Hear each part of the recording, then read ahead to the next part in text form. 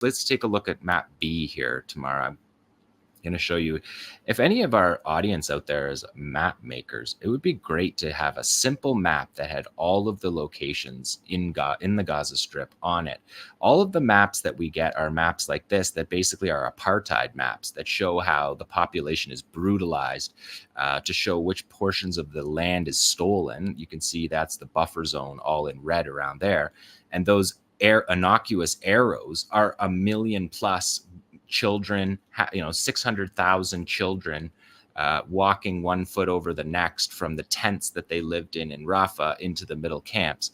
But in the middle camps, it just has Deir al-Balah there, but it doesn't have Nusrat, which is a little bit further up from where Deir al-Balah is listed on that map, and it's on the other side of the main highway, the Saladin road that cuts down. So you see the Saladin road cutting Gaza in half from north to south, and then you see the Netzarim corridor cutting it from east to west and across, and you can see how wide the corridor is. And so this is the purpose of the Netzarim corridor, is to carry out the raid that happened on Saturday on Nusrat. They're able to use this corridor to access, you can see their gate 96. They're able to come in from Israel into this corridor protected, and well, roughly protected. We've seen the mortar strikes and many attacks on them in this corridor. But if you can see by the geography and the red blotch there, that is considered the area that the Netzarim corridor controls. And Nusrat is just south of that red that you see there. So it's the gray marking just below the red of the Netzarim corridor. That's where Nusrat is. And so the Israelis had 3 brigades in the Netzarim corridor on the day of the invasion, 1 paratrooper battalion, and they had their Yamam special forces. And they're able to attack in the middle of Gaza, because that's to attack south to go into the middle camps, but they can do it in the north from the Netzarim corridor to attack in the heart of Gaza City.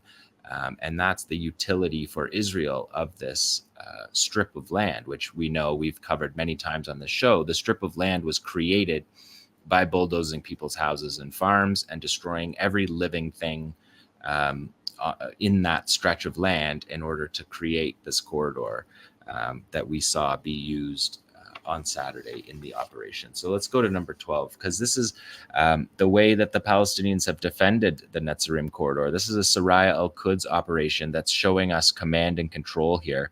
And we're seeing a commander we see 2 commanders talking. He says, "We will use the sniping and mortar units at the same time. Our fighter will determine the appropriate place to set up. At that time, he will coordinate with the brothers in the mortar unit." And then he says to Majid, call the unit and inform them about the communique, because they have a closed line system. So Majid hops on the phone, calls the fighter out in the field who's surveilling the area, who also has a camera.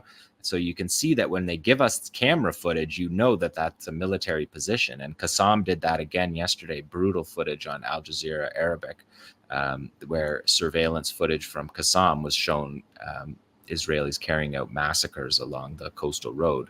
And you see here the Al Ghul, or the Sayed 50 cal sniper rifle that Islamic Jihad is using here. And so it's a coordinated operation. It's a complex operation that the fighters will let it go around one more time. But here we see them firing on the Israeli position with an armor-piercing round. And then in the planning, Saraya al-Quds knew the route that the Israelis would take to come and get those soldiers.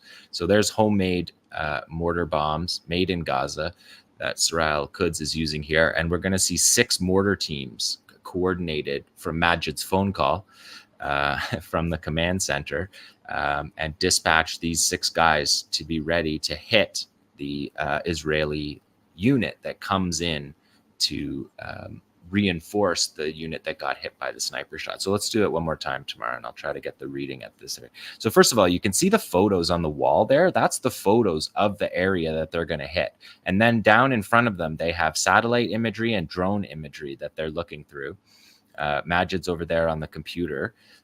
working on something. And they say, we will use the sniping and mortar units at the same time. The second fighter says, here, the fighter will determine the appropriate place to set up.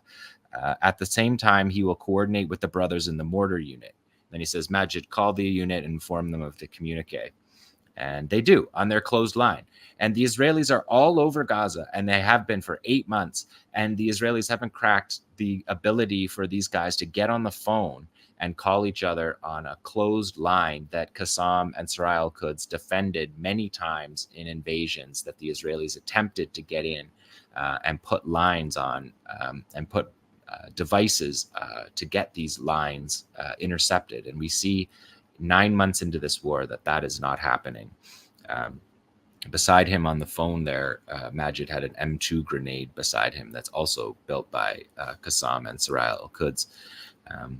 And you can see this sniper. See, his whole barrel is inside the window. He's not flagging it outside the window like the Israeli soldier that gave up his entire unit to a thermobaric warhead attack by dangling his gun out the window and shooting into the distance like we see in their propaganda videos. So he's attaching the fuses to the 60 millimeter mortar. These are the small mortars, but you can tell when they fit in their hands, the 60 millimeters. I think they're actually technically 61. And that's a heavy 120 millimeter that he's launching. So they have multiple mortars that they're launching in this attack. And this attack is on video, but there's field reports in the dozens from the last week. All of this footage is, again, people, this is all from the last week since you last saw me. All this footage is still all from this week. And so just wanted to get that mortar team in because they're hitting the Netzarim corridor constantly, and the Israelis, if they intend to stay in this corridor, are going to be hit constantly in this corridor. Let's go a little further north to Jabalia camp. There was a video that 𝐓𝐿 released from the Battle of Jabalia. We can see two soldiers here outside of their two tank crew outside of their tank. That's a separate tank than the tank that's hit. You could see that's a that they're in a Mark IV, and I believe that's a Mark III, and the guys aren't outside of them. So if YouTube is looking at this and saying like, those are the same guys, it's not the same guys. They're different guys in the tanks there. You can see the different tank as well. But that tank is hit from basically the closest building that they could get to. And this is a video that's left over from the Battle of Jabalia, which is interesting because I said on the show last week that we get this sometimes. Sometimes fighters are cut off. They're cut off from their tunnels. Maybe they're trapped in their tunnel and they have to dig out of their tunnel. But you can see in the field reports that the fighters report sometimes back to their base days later. And they say that in the reports when the fighters return to their base, that they filed the report of what they did. And literally they're giving the helmet cam, they're giving the GoPro camera to the media department because, and we'll see these stories. Al Jazeera will do these stories. They did one in the 2014 war about a unit. A unit got trapped in the 2014 war in the tunnels, and they were trapped in there for something like 20 days. And they literally dug themselves out by hand. And the 𝐓𝐿 brigades thought the fighters were gone, and the fighters showed up, and it was like obviously a totally heroic story from the 2014 war that those guys were able to dig themselves out of the tunnel. Sometimes it's not as dramatic as that. There's reasons why a unit that's in one area of the camp wouldn't be able to travel to the other area of the camp and give their media in. But that's an example of that because obviously they would have shown us that video at the time. It's dated 25 May. So they would have shown us that video at the time if their fighters had made it back to the base in time for last week's show.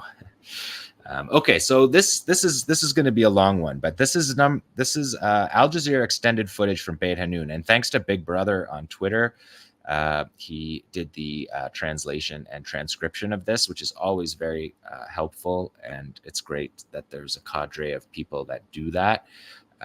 Because getting this Arabic content into English is very helpful for obviously a significant portion of the audience, including myself. So thanks for doing that, Big Brother.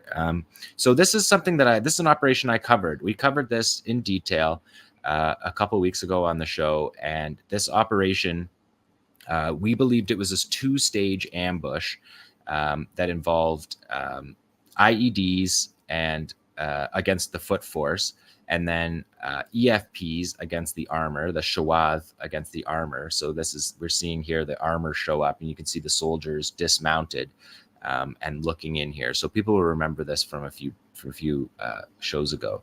And so this is footage from 𝐓𝐡𝐞, extended footage from 𝐓𝐡𝐞, and they have their fighters explaining the operation. And when we go back through it again, I'll read exactly what the fighters say. But when we saw this operation, it came out in the field reports first as a sniper hit. And it was the sniper video that you can go to my Twitter and see, where 𝐓𝐡𝐞 killed 2 IDF soldiers with one single shot from the Al-Ghul. And then they reload. The spotter says to reload, and the shooter reloads and hits the third soldier. So they killed 3 soldiers with 2 bullets in this operation, and that's what we're seeing. This here is extended footage of that, showing that 𝐓𝐡𝐞 is identifying here that they're identifying who are the officers, who are the leaders of the operation, and they're doing that by seeing who's on the binoculars, who's giving orders to who's following, who seems like they're following orders.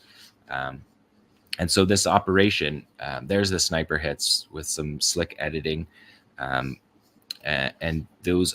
So that video was published on one day. And then the next day, they published the rest of the video that showed that it was a 2-part ambush, that the first part of the ambush was against the foot force, and then they predicted the route of the incoming force, the reinforcements, and then they blew it up. And here's the third phase that we're seeing, which is footage we never saw before. We didn't know there was a third stage. This third stage is wiring the tunnel entrance that those guys, Israeli soldiers, were coming for in the first place, and wiring up. And this is some night vision or thermal view of the Israeli soldiers moving into position that wasn't in the original video. This is all new video that 𝐓𝐡𝐞 has given to Al Jazeera, and this is one of the many reasons, but one of the reasons why Israel smashed all their gear and took the phones from their fighters. You can see again a commander leading the operation from a secondary location. No indication that command and control is being dismantled in any way. Based on the 𝐓𝐡𝐞 videos, based on these complex operations that clearly are taking place with planning and with leadership and command and control all the way through the operation. So that's something. When we go through, I'll read the text for people who didn't get a chance to see it. At the end of the video here, they're going to show the destruction in Beit Hanun, because we need to remember that Beit Hanun was the first place that the IDF invaded on the 27th of October, and it was basically completely destroyed. Israel said that they had absolute operational control over it in early. They started saying it in late November, even when there was a 10-day prisoner exchange pause. But look at the destruction in this footage of Beit Hanun. This is what Beit Hanun looks like. This is what the Israelis did to Beit Hanun. And every single time they go back, even to the edges, they get hit.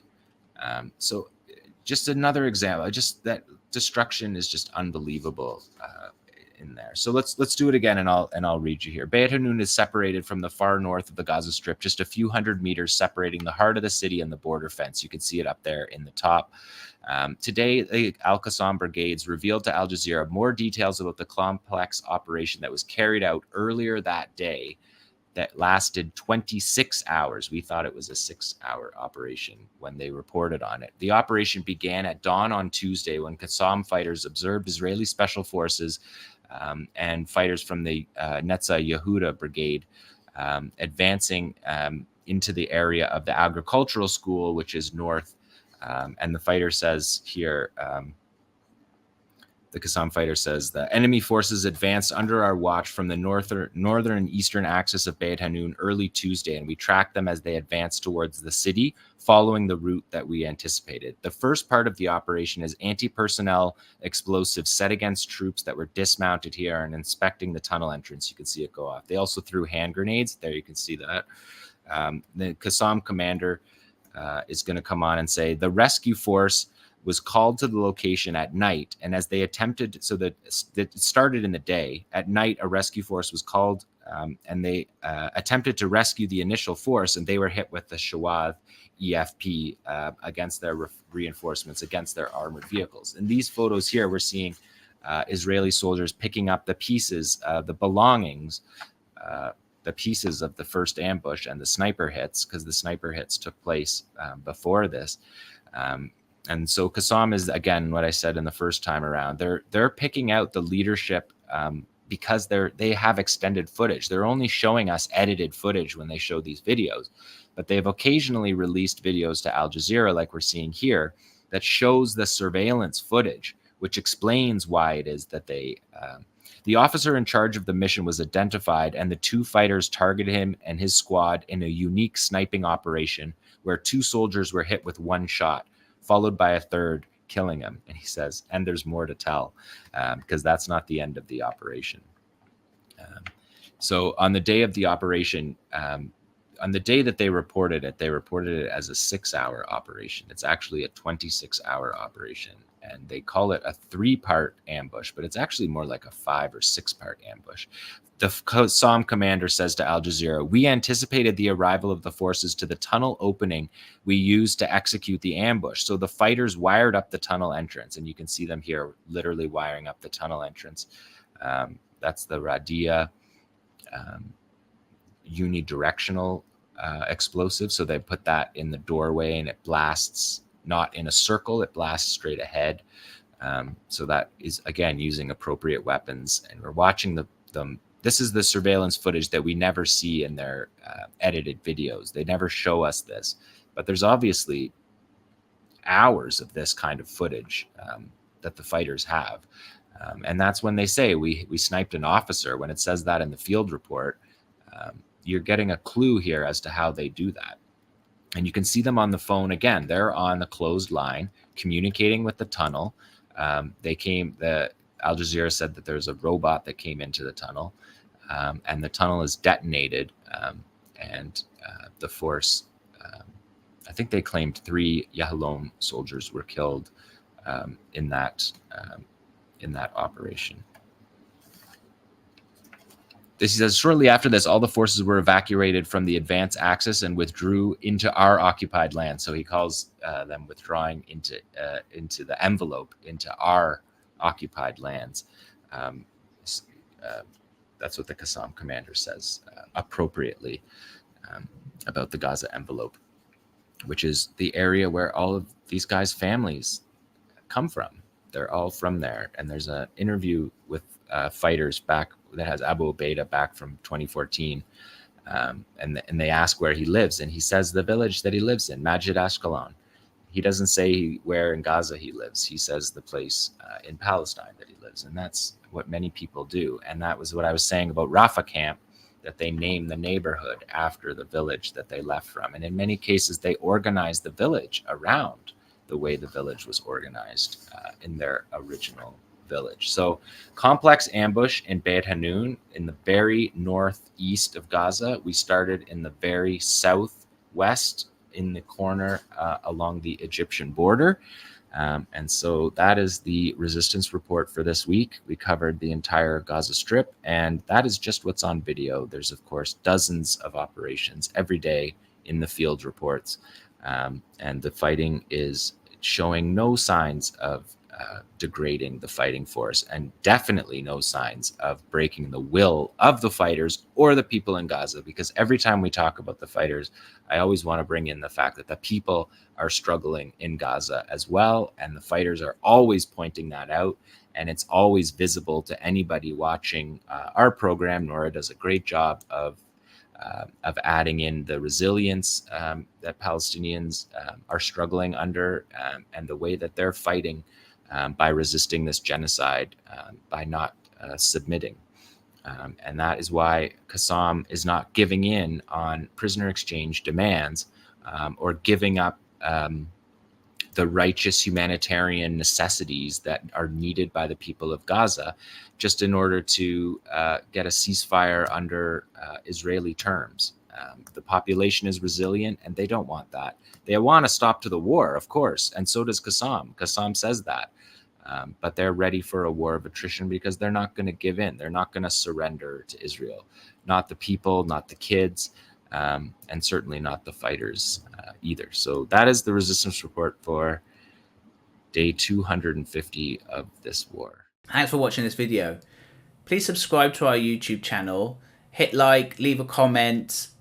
These engagements help us with the YouTube algorithm, and it helps us to get around Silicon Valley censorship as much as possible. It does make a difference. You can also support our journalism by going to electronicintifada.net and clicking on donate now. Thank you.